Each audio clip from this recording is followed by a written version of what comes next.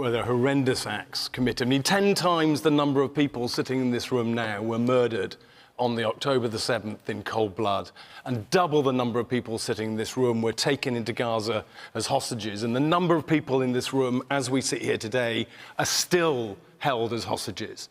And that's the precursor to what's happening there today. And I'm deeply concerned about what is happening in Gaza and what we see on our screens every night, and the risks around Rafah. And I'm very pleased to hear that there's robust discussions going on with Israel, and I think an insistence on Israel providing safe harbour and doing everything that can be done, and more than they've done in the past, in order to look after the citizens of Gaza, who are not to blame in this, is incredibly important in that. But we must not forget the origin and the trigger of the problems we see today there. We must keep that in balance with the deep concern that I personally feel with the suffering that we see on our screens today in Gaza. That's very important to do.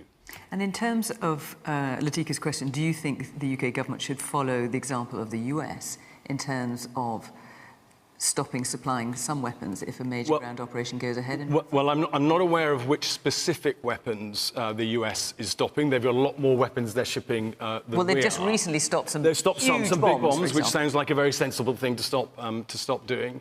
I mean, a couple of points on that. I certainly think any weapons that are required for defence and for the Iron Dome, I see no reason why I wouldn't do that. And we saw horrendous attacks on Israel from Iran that were dealt with partly by British and American forces as well, as we saw. And I think defensive weapons should still be allowed to go through. On the broader question, we send very little in terms of armaments to Israel. In reality, it's the Americans that do that. As I stand at the moment, I think we should support, in general, the Israeli government in being able to defend themselves against... Remember, Hamas is a proscribed terrorist organisation that has insisted on deciding to eradicate Jews and eradicate Israel.